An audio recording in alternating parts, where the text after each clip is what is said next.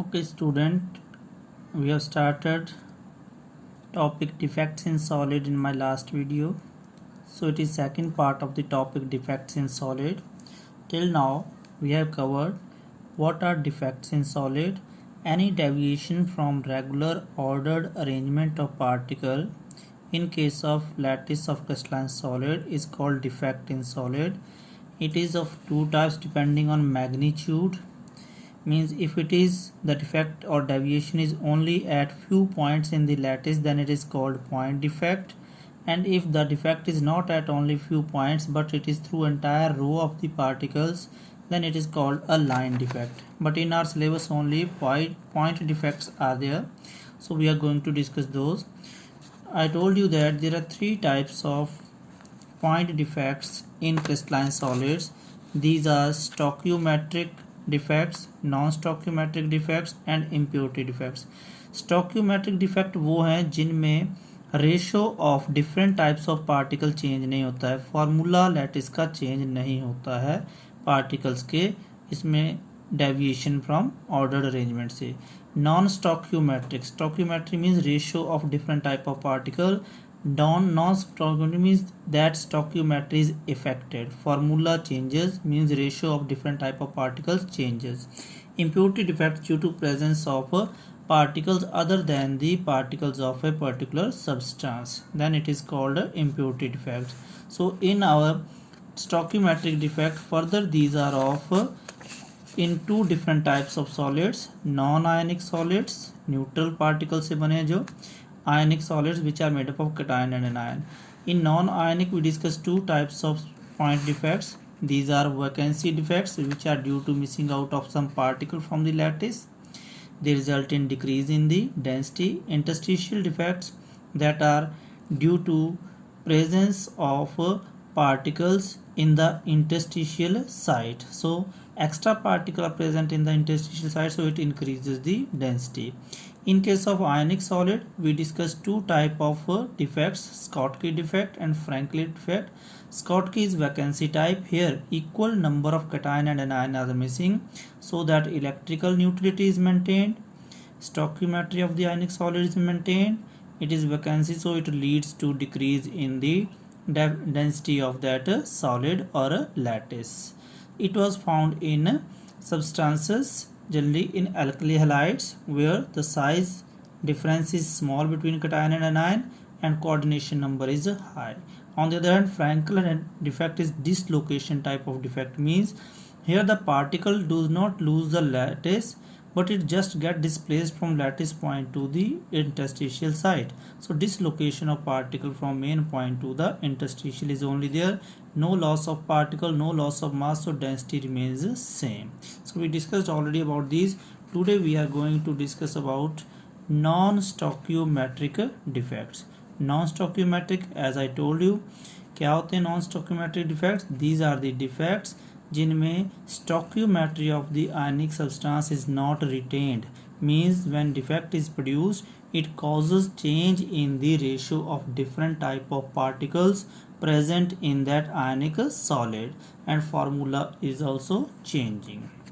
So in non-stoichiometric defects we will discuss two type of defects. What are those two type of non-stoichiometric defects? These are metal excess and metal deficiency.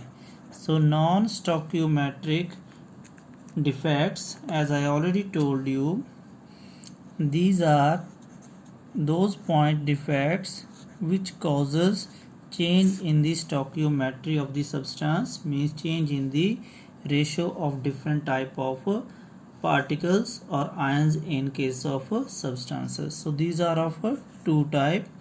First is metal excess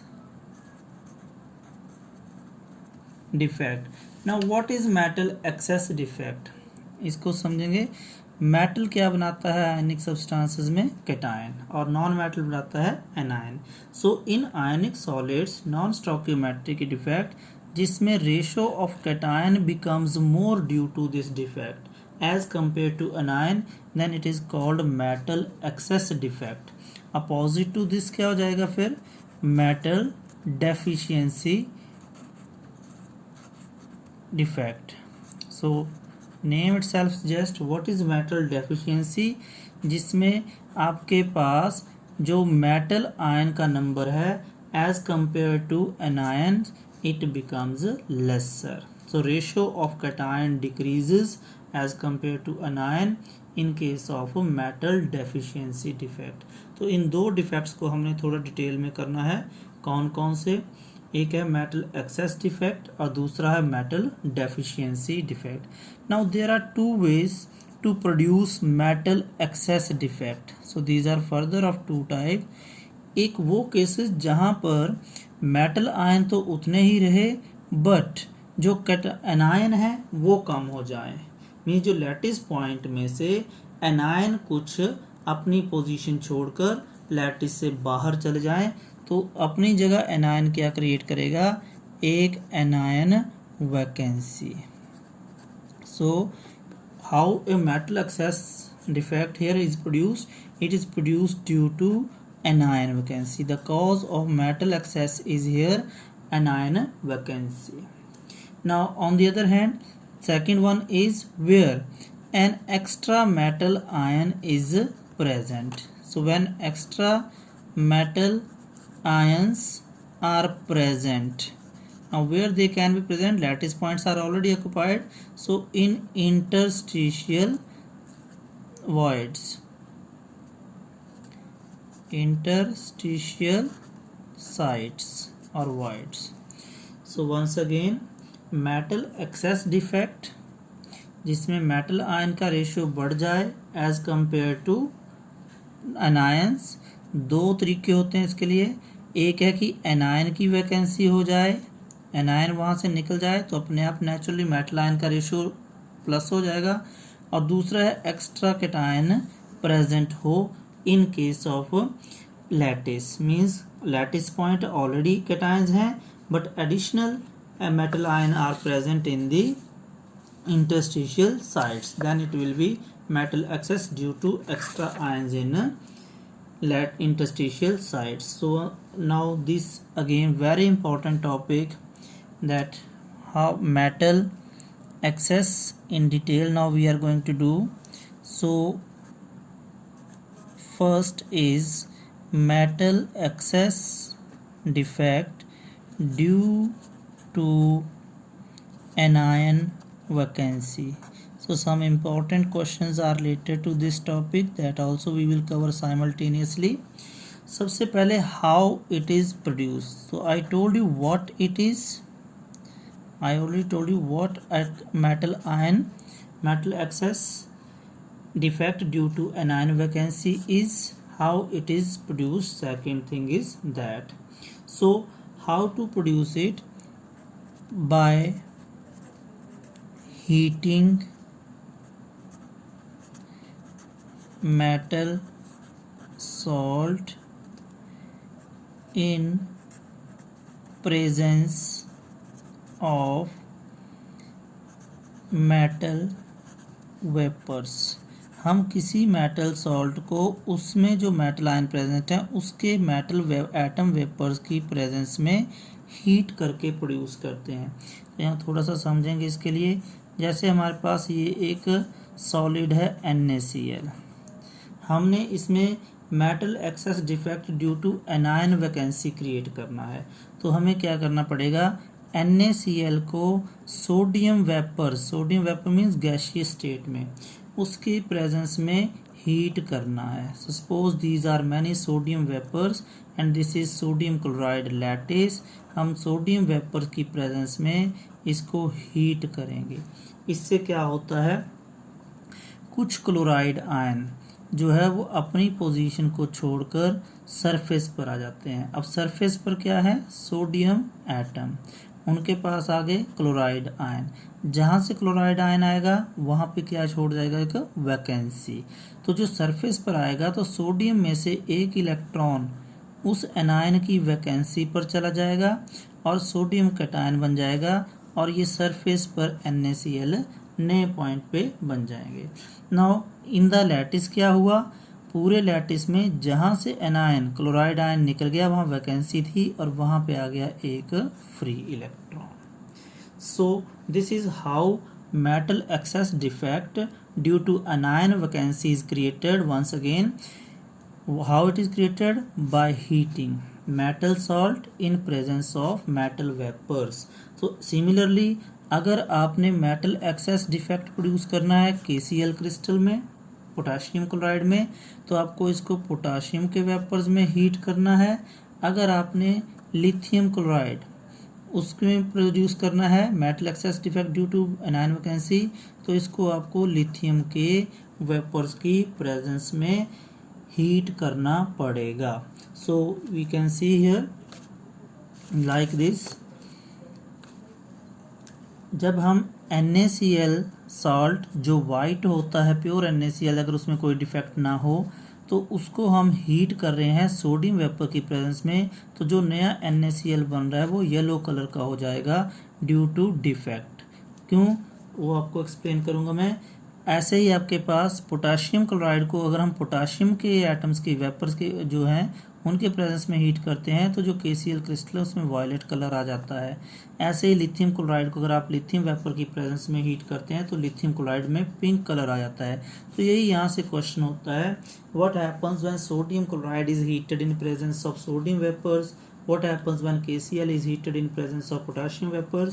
सो आपको ये colour change बताने हैं कि white से sodium chloride yellow, potassium chloride violet और lithium chloride pink turn कर जाता है।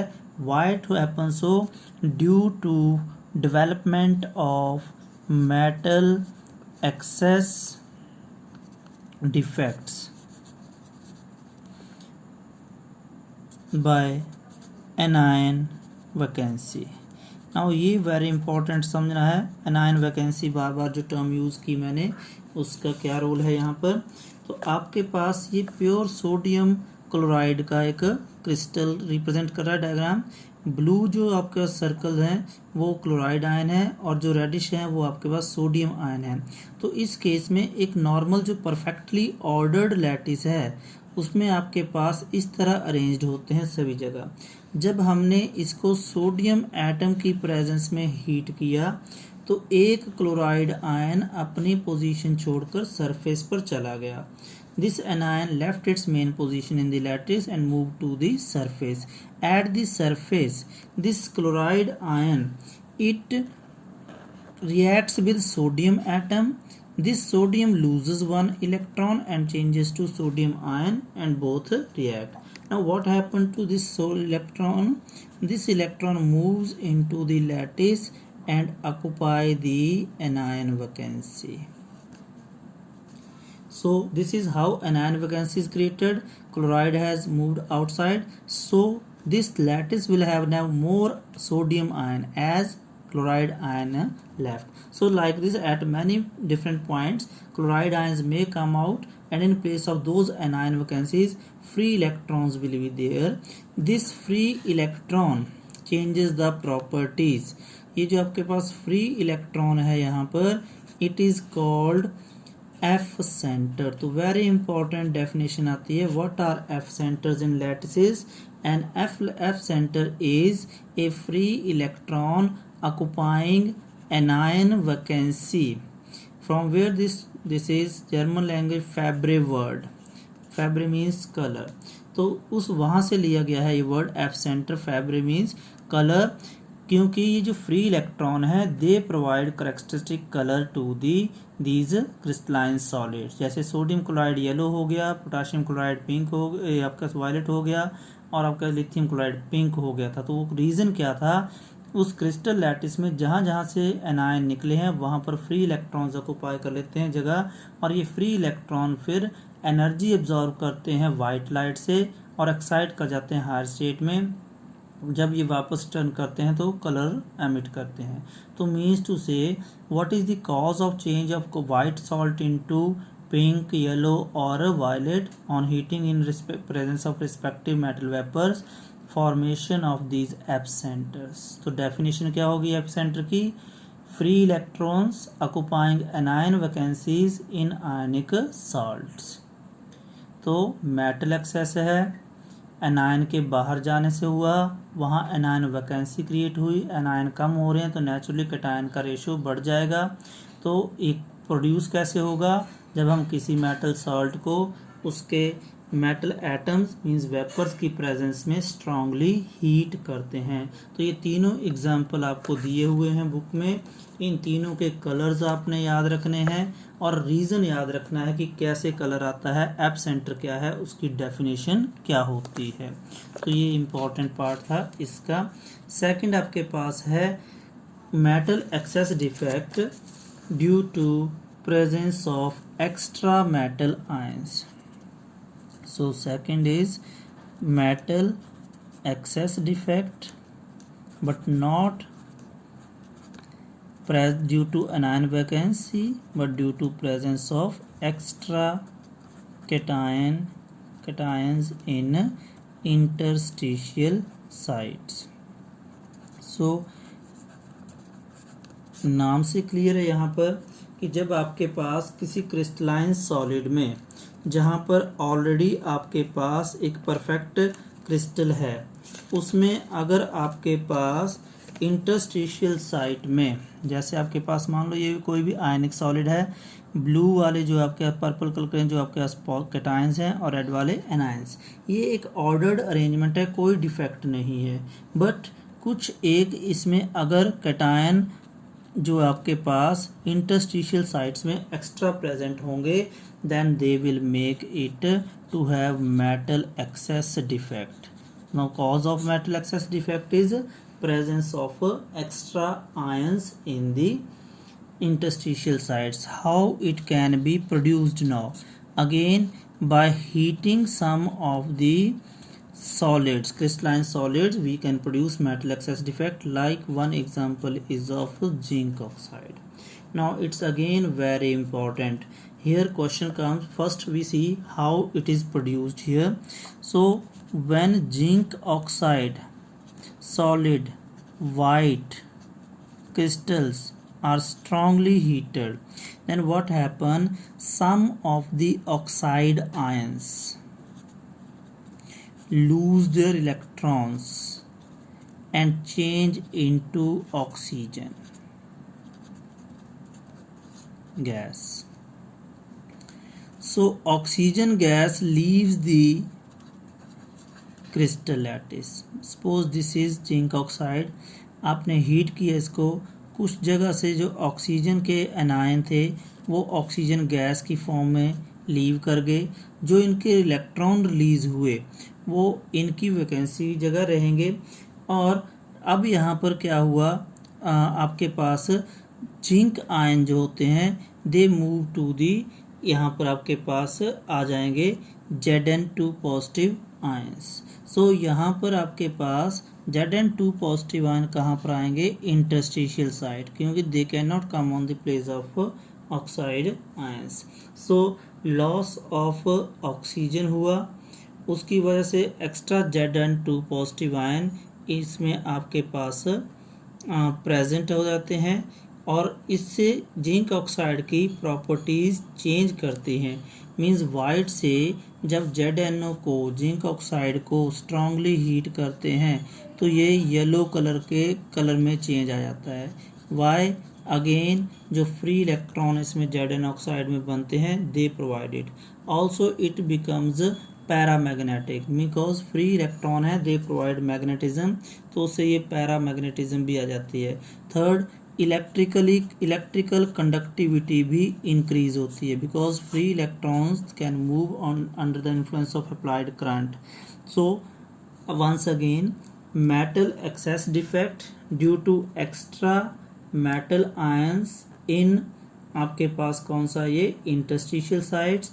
एक मेथड इसका कैसे प्रोड्यूस हुआ ये बताया हुआ है कि जब हम जिंक ऑक्साइड को हीट करते हैं ज़्यादा तो उसमें से ऑक्सीजन कुछ का लॉस हो जाता है Zn2 पॉजिटिव जो बचते हैं उसके साथ वाले वो क्रिस्टल से गैस नहीं बन सकते, तो वो नियर बाई इंटरस्टिशियल साइट में एडजस्ट हो जाते हैं।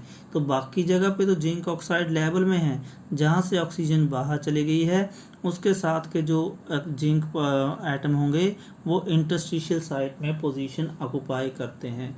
Then we call it metal excess due to extra ion in interstitial. Property change करने का एग्जांपल है why white ZnO changes to yellow on heating.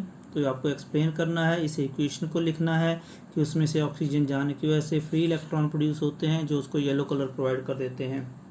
White changes to paramagnetic on heating, again due to presence of free electrons which align in a particular direction and give it paramagnetism. तो ये दोनों question आपने इसके related करने। Third, why on heating zinc oxide its electrical conductivity increases। again same equation you have to write कि on heating zinc oxide it loses oxygen, produces zinc 2 positive ion along with free electrons, and this free electron make its energy electrical conductivity to increase। so these were two metal excess defect due to anion vacancy। कैसे produce करना है? by heating metal salt in presence of metal vapors, और second metal excess due to extra cations। तो इसको भी जब heat करके आपका अनायन चला जाता है बट जो मेटल आयन उसके हैं वो इंटरस्टिशियल साइट में एडजस्ट हो जाते हैं, तो ये बन जाता है extra cations in the interstitial site. Then we have next one is metal deficiency defect। now what is a metal deficiency defect? its name only telling when the ratio of metal ion decreases as compared to the anions due to a particular defect। now क्या condition है इसको show करने के लिए? Metal deficiency वो metal salt show करते हैं जहाँ पर आपके पास मेटल जो है atom that has ability to show variable oxidation state। इसका मतलब क्या होता है कि मेटल एटम जो है वो एक से ज़्यादा ऑक्सीडेशन स्टेट को शो कर सकता है। जैसे कॉमन एग्जांपल है कॉपर 2 ऑक्साइड भी होता है, कॉपर 1 ऑक्साइड भी होता है, आयरन 2 ऑक्साइड फेरस होता है, आयरन 3 ऑक्साइड फेरिक आयन होता है। सिमिलरली निकल 2 पॉजिटिव होता है, निकल आपके पास 4 पॉजिटिव होता है, कोबाल्ट 2 पॉजिटिव, कोबाल्ट 3 पॉजिटिव, ऐसे कई हैं variable oxygen. Specially transition metals. तो ट्रांजिशन मेटल जो है हमारे पास, इससे पहले जो हमने किए वो एल्कली मेटल्स के केसेस देखे या हमने जिंक ऑक्साइड का केस देखा। जो मेटल डेफिशिएंसी डिफेक्ट है जनरली कौन शो करेगा? Transition metal. क्यों? Because they have ability to show variable oxidation state। now there have how this ability to show variable oxidation state helps these ions to show metal deficiency defect। we can understand from here।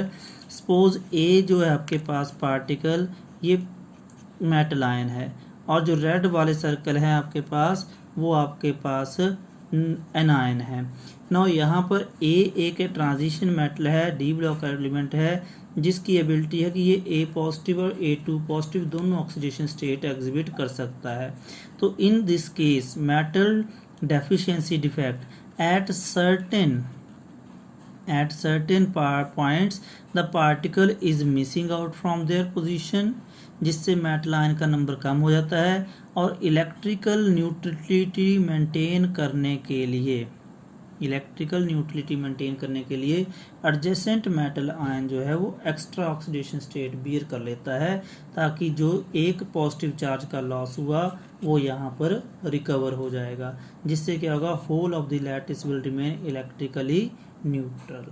तो इसका एक example मैंने बता दिया FeO ferrous oxide, जहाँ पर ferric ion भी होता है, फेरस आयन भी होता है। निकल ऑक्साइड, जहाँ पर निकल 2 पॉजिटिव भी होता है, निकल 4 पॉजिटिव भी होता है। तो ये आपके कॉमन एग्जांपल हैं जिनमें कि मेटल डेफिशिएंसी डिफेक्ट है due to ability of these metal ions to exhibit variable oxidation state, जिसमें जहाँ पर कोई वैकेंसी होती है तो एडजेसेंट मेटल के ऊपर एक्स्ट्रा पॉजिटिव चार्ज आ जाता है जो उसको न्यूट्रल रखने में हेल्प करता है। इससे पहले जो हमने जिंक ऑक्साइड वाला देखा था, metal excess due to extra cation, तो जब यहाँ एक्स्ट्रा कैटायन आता है तो उसके साथ जो इलेक्ट्रॉन प्रोड्यूस होता है वो इलेक्ट्रॉन जो होते हैं वो न्यूट्रल करते हैं। जैसे 2 Zn2 पॉजिटिव मूव करके एडजेसेंट इंटरस्टिशियल साइट में, तो एक्स्ट्रा 4 इलेक्ट्रॉन जो होंगे वो एडजेसेंट और नेबरिंग इंटरस्टिशियल साइट में रहेंगे।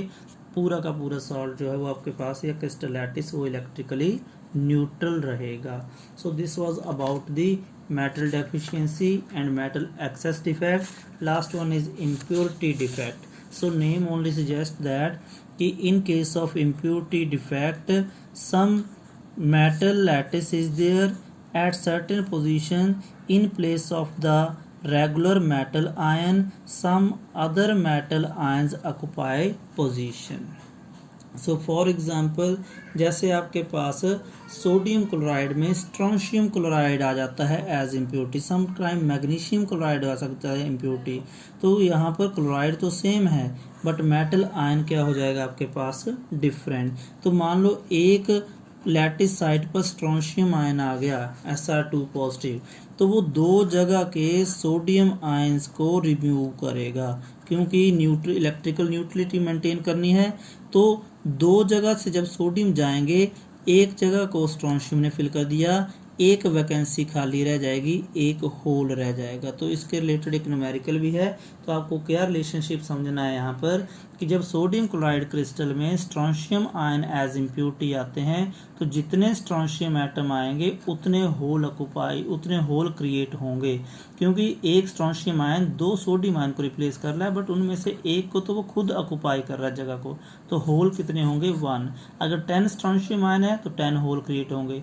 20 स्ट्रोंशियम आयन इम्प्योरिटी के लिए तरह आए हैं तो आपके पास 20 जो होंगे उसमें होल्स हो जाएंगे। सिमिलरली दूसरा एग्जांपल ऐसा इम्प्योरिटी डिफेक्ट का, silver chloride having impurity of cadmium chloride, तो यहाँ पर भी आपके पास सोडियम की तरह ही सिल्वर भी 1 पॉजिटिव शो करता है और जो कैडमियम है आपके पास वो 2 पॉजिटिव शो करता है। तो एक कैडमियम आयन की इम्प्योरिटी जो होगी वो 1 होल क्रिएट करेगी। तो this was about impurity defect.